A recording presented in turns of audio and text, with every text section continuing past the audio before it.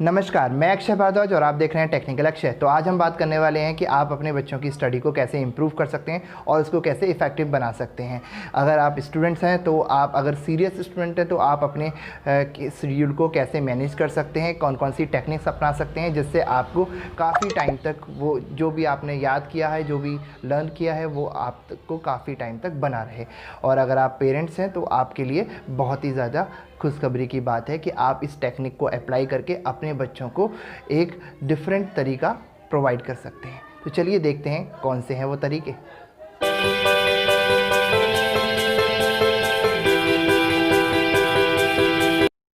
हर घर में हाहाकार मचा हुआ है और पूरे देश में लॉकडाउन और अनलॉकडाउन जैसी प्रक्रिया चल रही है और साथ में स्कूल भी बंद पड़े हुए हैं और बच्चे घरों में बैठे हुए हैं और पेरेंट्सों की समस्या बढ़ती जा रही है क्योंकि पेरेंट्सों ने काफ़ी टाइम तक अपने बच्चों को सोशल मीडिया से बचा कर रखा था, वो अब मजबूर हो गए हैं। इसका कारण क्या है? इसका कारण है ऑनलाइन क्लासेस।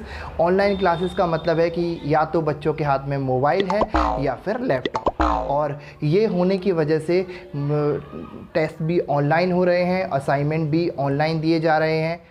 तो अब बच्चों को कैसे बचाया जाए, जहाँ पर सोशल मीडिया भी इन्वॉल्व है, उनकी स्टडी मटेरियल भी इन्वॉल्व है और वहाँ पर गेम्स भी इन्वॉल्व हैं, और ये सब जगह ये सारी चीज़ें आपको एक ही जगह पर मिल रही हैं।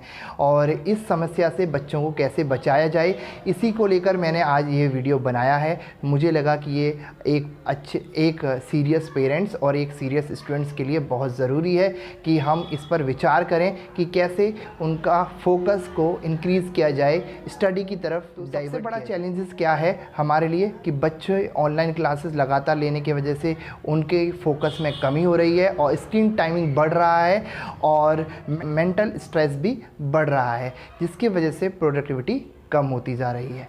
कंटेंट रिटेंशन हर दिन गिरता जा रहा है और ये मैं नहीं कह रहा, ये काफ़ी रिसर्चर्स कह रहे हैं कि जो बच्चे ऑनलाइन प्रोग्राम्स कर रहे हैं उनके फोकस में कमी आ रही है और वो जितना उन्हें फोकस करना चाहिए उतना फोकस नहीं कर पा रहे हैं। कई स्टूडेंट को कुछ दिन ऑनलाइन क्लासेस तो बहुत अच्छी लगी, यहाँ तक कि पेरेंट्स को भी अच्छी लगी, लेकिन अब पेरेंट्स परेशान हो गए हैं और वो यही प्रे कर रहे हैं कि कब ये कोरोना ख़त्म हो और उन बच्चों के स्कूल ओपन हो। इन सब बातों को लेकर मैं आज दुनिया की 2 इम्पोर्टेंट टेक्निक बताने जा रहा हूँ जो क्या करेगी, जो आपके बच्चे की रिटेंशंस को बढ़ाएगी, फोकस को बढ़ाएगी और प्रोडक्टिविटी को भी इंक्रीज़ करेगी। तो अल्टीमेटली वो आपके बच्चे के रिज़ल्ट को इंक्रीज़ करेगी। तो फर्स्ट टेक्निक है प्रोमोडोरो। ये कोई नई टेक्निक नहीं है। आप सोच रहे होंगे कि ये क्या है, तो ये कोई नई टेक्निक नहीं है। ये एक साइंटिफिक और वेल एस्टेब्लिश्ड टेक्निक है। 1980 में फ्रांसिस्को सिरिलो ने इसको अपनी यूनिवर्सिटी एजुकेशंस के दौरान इसे इन्वेंट किया था और इसे काफ़ी लोगों के रेस्पॉन्स अच्छे मिलने लगे और कई जगह ये फेमस होने लगी और कई सारी चीज़ें इसमें इंक्लूड होने लगी और आज ये क्रांतिकारी की एक टेक्निक बन चुकी है। तो कहती क्या है प्रोमोडोरो?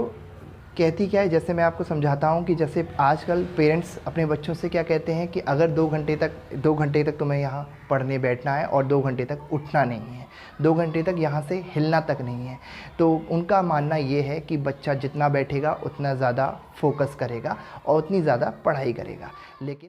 लेकिन रिसर्चर क्या कहते हैं कि एक सीमा समय के बाद हमारे माइंड को रिलैक्सेशन की ज़रूरत पड़ती है।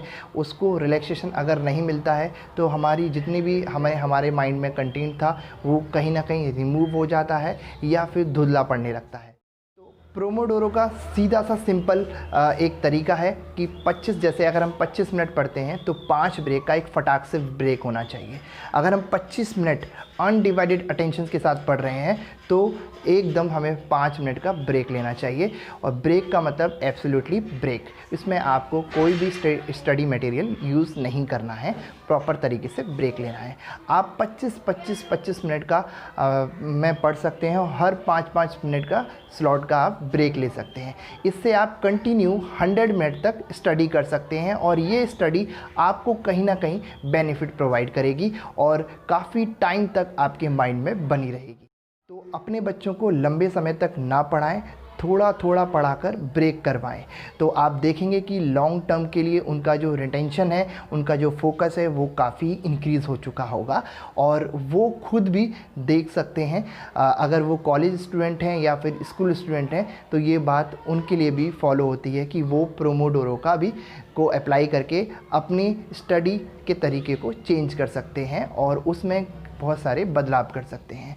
तो आप आज ही से इसे अप्लाई करिए और कुछ टाइम बाद आप खुद ही अपने में देखेंगे कि आपका जो स्टडी का तरीका पहले था और जो अब है उसमें कितना अंतर था और कितना बेनिफिशियल हो चुका है।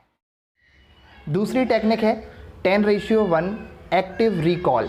आप सोच रहे होंगे कि मैं क्या बता रहा हूँ, लेकिन ये ग्लोबल है और हॉकवर्ड और हार्वर्ड जैसे इस पर रिसर्चेस कर चुके हैं।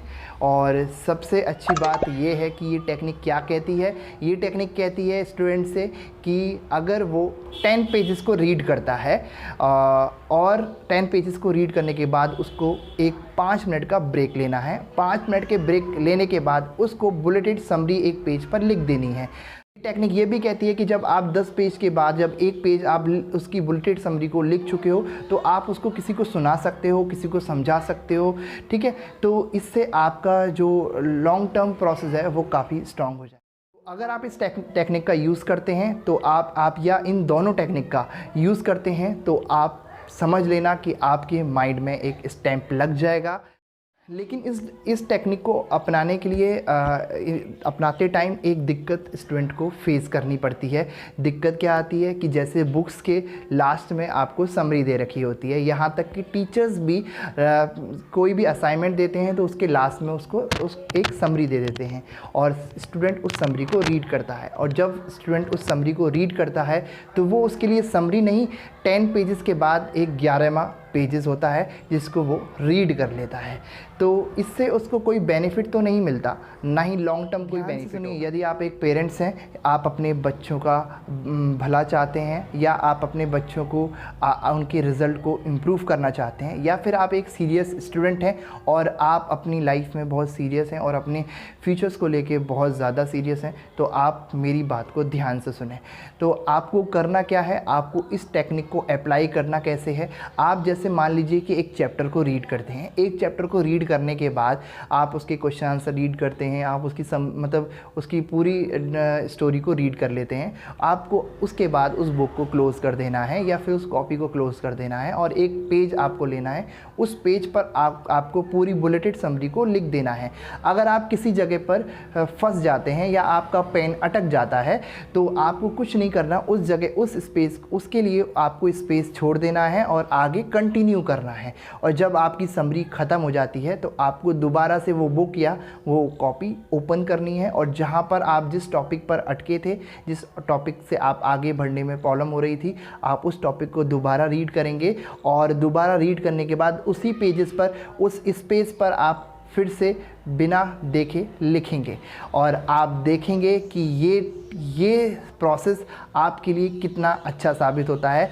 आपके एग्ज़ाम के लिए एक जादू सा होगा जब आप एग्ज़ाम में खुद देखेंगे कि आपका माइंड कैसे काम कर रहा है, रिकॉल कितनी जल्दी कर रहा है, कैसे कैच कर रहा है, कैसे आपके माइंड में सारी समरीज़ घूम रही हैं। तो आप ऐसा करके देखेंगे तब आपको पता चलेगा कि मेरी बात कितनी सही है और कितनी गलत।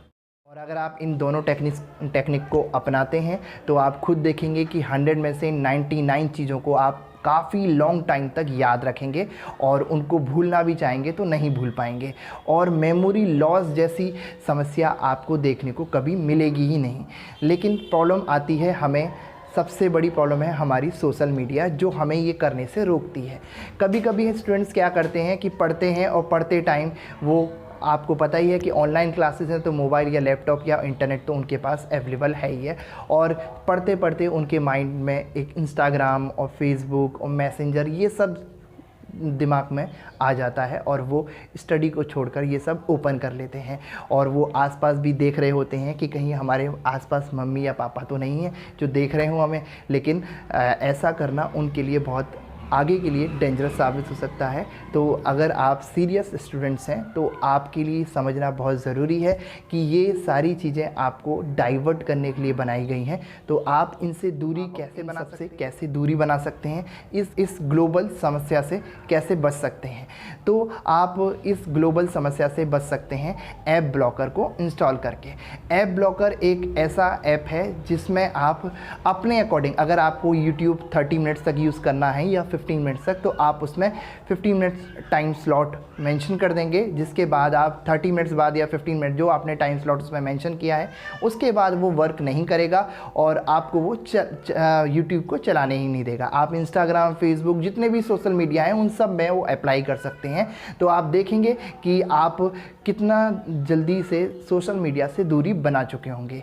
तो अगर आप स्टूडेंट हैं तो आप अपने मन को कंट्रोल करके ये सब करके देखिए। कुछ टाइम तक कंट्रोल करेंगे, उसके बाद आप देखेंगे कि आप में बदलाव आ चुका है। अगर आप पेरेंट्स हैं तो आपको ज़रूर करना चाहिए अपने बच्चों के मोबाइल में ऐप ब्लॉकर डालकर, क्योंकि कहीं ना कहीं वो इस सब से डाइवर्ट होते हैं और वो इन सब से हटकर और बहुत सारी ऐपों में फंस जाते हैं। तो आप ये ध्यान रखिए, ऐप ब्लॉकर का यूज़ करिए और इन दोनों टेक्निक को अप्लाई करिए और फिर देखिए कि आप कितना अच्छा रिज़ल्ट बना सकते हैं। आपने कभी सोचा भी नहीं होगा कि आपके बच्चे या फिर आप अगर खुद स्टूडेंट हैं तो आपने खुद भी नहीं सोचा होगा कि मैं कभी इतना अच्छा रिज़ल्ट बना सकता हूं, और आप देखेंगे कि आपका रिज़ल्ट काफ़ी अच्छा होगा और काफ़ी इफ़ेक्टिव होगा। लॉन्ग टाइम के बाद आपको जब वो रिज़ल्ट आपको मिलेगा तो खुद भी प्राउड होगा कि मैंने बहुत अच्छा किया। तो अगर आपको ये वीडियो मेरी अच्छी लगी हो, आपको लगा हो कि इस वीडियो को बनाने के लिए मेरे को कितनी मेहनत करनी पड़ी, तो आप मेरी इस वीडियो को लाइक कर सकते हैं, शेयर कर सकते हैं, और अगर आप मेरे चैनल पर नए हैं तो आप मेरे चैनल को सब्सक्राइब कर सकते हैं और बगल में बने बेल आइकन को भी दबा दीजिएगा, जिससे आपको टाइम टू टाइम नोटिफिकेशन मिलते रहें।